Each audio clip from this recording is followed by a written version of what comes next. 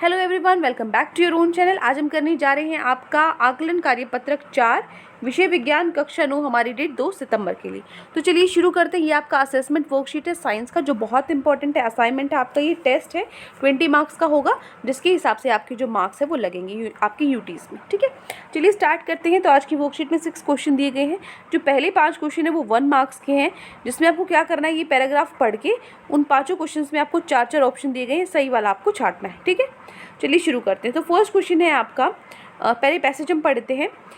विलयन क्या है? विलयन 2 या 2 से अधिक पदार्थों का समांगी मिश्रण होता है। यह पदार्थ ठोस, द्रव या गैस कैसा भी हो सकता है ना। तो विलयन ठोस अवस्था में भी होते हैं और इन्हें मिश्र धातु कहते हैं। अगर आपके वो जो विलयन है वो ठोस अवस्था में होता है तो क्या बोलते हैं उसको? मिश्र धातु बोलते हैं। किसी विलयन की घुलनशीलता तापमान की वृद्धि के साथ बढ़ती है। अगर आपको उसकी घुलनशीलता को बढ़ाना है, जैसे आप एक पानी का ग्लास लिया, उसमें चीनी घोले जा रहे हो बहुत देर से, तो कुछ देर वो घुलेगी, एक टाइम बाद वो घुलना बंद कर देगी। तो जब वो घुलना बंद कर दे तो आप क्या करो, पानी को गर्म करो और फिर चीनी मिला के देखो, फिर से वो चीनी घुल जाएगी। ठीक है, तो जैसे ही आप तापमान बढ़ाते हो तो उसकी जो घुलनशीलता है वो बढ़ जाती है।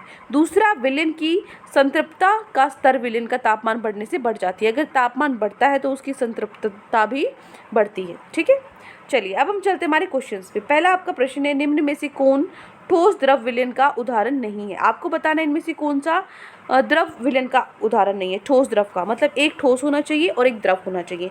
तो पानी में नमक तो क्या होता है?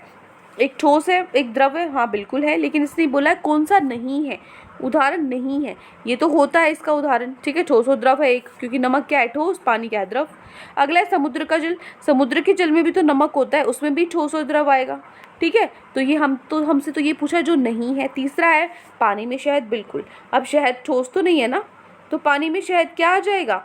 आंसर आपका सी ऑप्शन सही रहेगा यहाँ पे। ठीक है, पानी में शहद ये क्या है आपका? ठोस और द्रव विलयन का उदाहरण नहीं है। अगर आप चौथा देखते हो, चीनी का घोल, ये भी क्या है?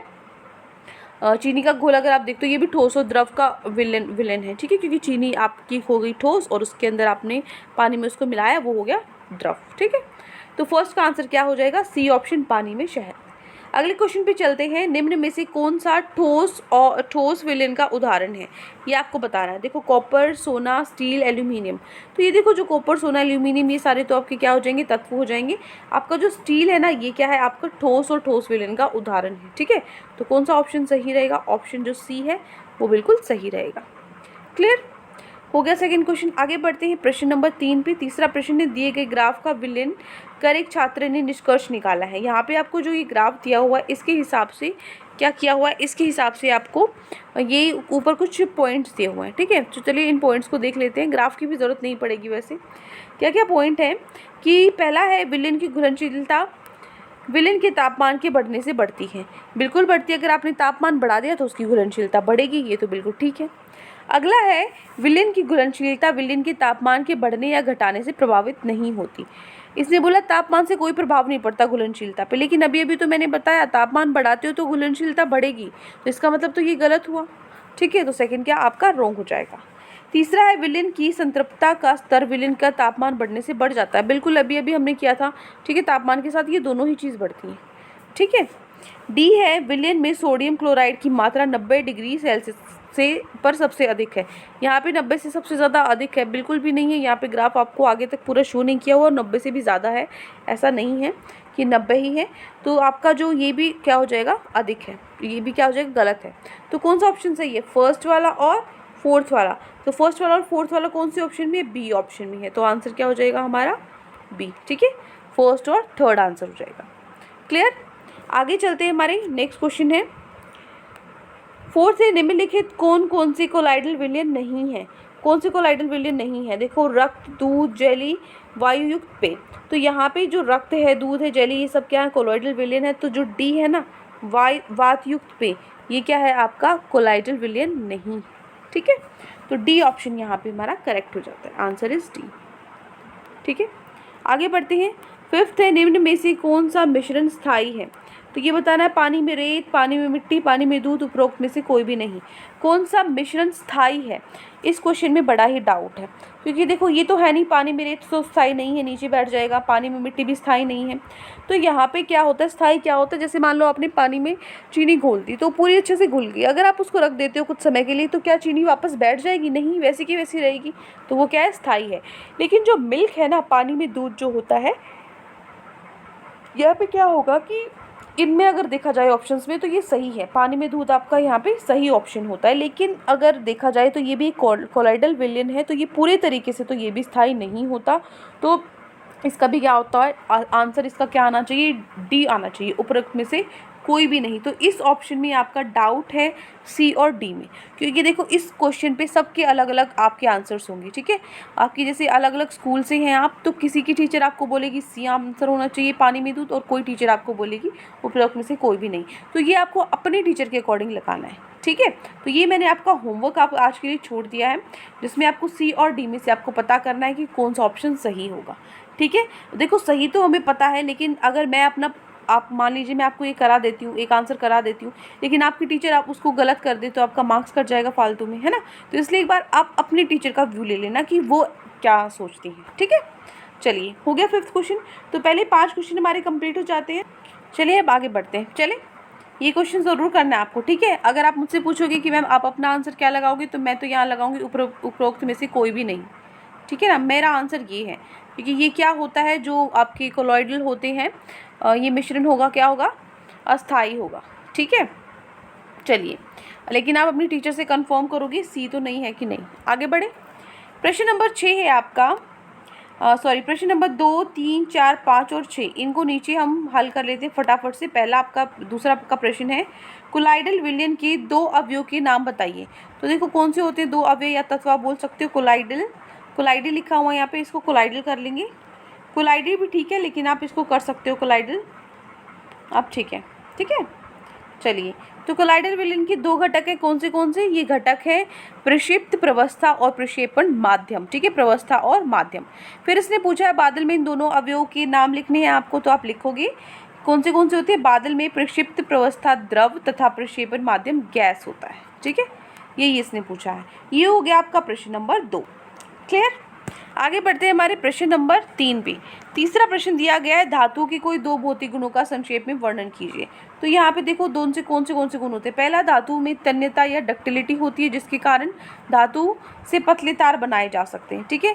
दूसरा, आघातवर्ती या मैलिएबल होते हैं, जिसके कारण धातु को पीट कर पतली शीट बनाई जाती है। देखो यहाँ पे इसको आप हटा भी आप, ठीक है, ठीक है। पहले भी ठीक था, आपको ये नहीं कहेगा मैम हमारा गलत हो गया, ये हो गया, वो भी ठीक है, बिल्कुल ठीक है। वो भी लिख सकते हो, डक्टिलिटी ही बोलते हैं तन्यता को इंग्लिश में, तो वो भी आप अगर आपने लिख लिया है तो कोई दिक्कत नहीं है, ठीक है। बस मैंने थोड़ा सा छोटा कर दिया ताकि आपको ज़्यादा बड़ा आंसर ना लगे, ठीक है। तो 2 भौतिक गुण बताने थे, हमने बता दिए हैं, कौन सा, तन्यता और एक आघातवर्ती है, क्लियर।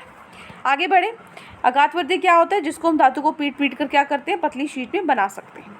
प्रश्न नंबर 4 है हमारा, निम्न पदार्थों को मिश्रण और यौगिक में वर्गीकृत करना है आपको। जल, स्टील, शीतल पेय, कार्बन डाइऑक्साइड, हवा तथा बेकिंग सोडा।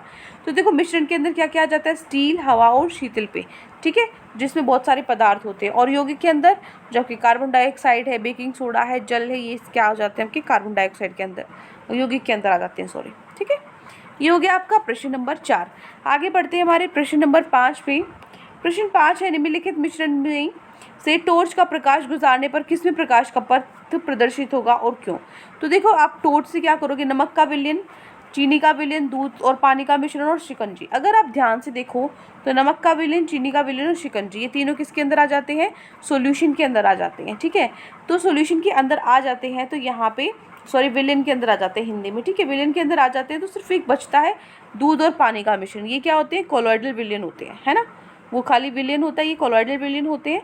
तो अगर आप टॉर्च से इनको देखोगे तो जो विलयन होते हैं वो तो क्या होते हैं, उसके अंदर से तो दिखाई नहीं देती, है ना, उसमें आपका जो प्रकाश है उसका पथ दिखाई नहीं देता। लेकिन जो दूध और पानी है वो कोलॉइडल आपका विलयन है, जो टिंडल प्रभाव को मतलब फॉलो होता है, टिंडल प्रभाव इस पर लागू होता है। तो इसका मतलब जो पाथ है, जो आपका प्रकाश का जो पथ है वो आपको दिखाई देगा किसमें, दूध और पानी के मिश्रण में। तो लिखेंगे, 1 मिनट यहाँ पे, लिखोगे निम्नलिखित मिश्रण से टॉर्च का प्रकाश गुजारने पर दूध और पानी का मिश्रण प्रकाश का पथ प्रदर्शित करेगा, क्योंकि ये क्या है, कोलाइडल विलयन है जो टिंडल प्रभाव को दर्शाता है। ये आपका आंसर हो जाएगा। निम्नलिखित है वो भी आप काट सकते हो, ठीक है ना। आगे बढ़े, प्रश्न नंबर 5 हो गया, सी ऑप्शन यहाँ पे इसका सही होगा, ये भी लिखा हुआ है मैंने। आगे बढ़ते हैं आखिरी प्रश्न पे आज की वर्कशीट पे। आखिरी प्रश्न है आपका, आपको 3 बिकर ABC दिए गए हैं, इनमें से एक विलयन है जबकि बाकी 2 कोलाइडल विलयन और निलंबन है, ठीक है। तो विस्तार से आपको समझाना है कि टिंडल प्रभाव का जो प्रयोग करके आप किस प्रकार इन तीनों को पहचानोगे, ठीक है। तो देखो, तीनों बीकर में से होकर एक तीव्र प्रकाश पुंज को गुजारा जाता है, ठीक है। आप प्रकाश को गुजारोगे तो हम देखते हैं कि साधारण जो विलयन होगा उसमें यह प्रकाश अदृश्य रहता है, ठीक है, हमें दिखाई नहीं देता। जिसमें से ये प्रकाश नहीं दिखाई देगा समझ लेना वो क्या है, विलयन है। लेकिन अगर कोलाइडल विलयन और विलंबन में जिस मार्ग से प्रकाश गुजरता है वह प्रकाश का मार्ग चमकता हुआ प्रतीत होगा, तो इन दोनों में दिखेगा। लेकिन अब आप कहोगे दोनों में दिखेगा तो हमें कैसे पता लगेगा विलयन और विलंबन कौन सा है, तो आप लिखोगे अब थोड़ी देर रखने पर विलंबन के कण नीचे बैठ जाएंगे, तो इससे पता लग जाएगा ये विलंबन है, ठीक है, उसके कण नीचे बैठ जाएंगे। तो इस तरीके से तीनों जो ABC में आपका क्या क्या है ये हमें पता लग जाएगा। तो ये एक्टिविटी छोटी सी थी, तो ये हो जाता है आपका प्रश्न नंबर 6 पूरा। तो ये 6 क्वेश्चन है जो आपकी वर्कशीट में दिए गए थे। आई होप आपको अच्छे से समझ में आ गए हैं। कोई भी डाउट है किसी भी क्वेश्चन में तो कमेंट सेक्शन में आप मुझसे पूछ सकते हैं, और अगर आपको लेक्चर अच्छा लगे तो चैनल को सब्सक्राइब कर सकते हैं, वीडियो को लाइक कर सकते हैं। आज के लिए इतना ही, मिलते हैं नेक्स्ट वीडियो में। Till then take care, bye bye.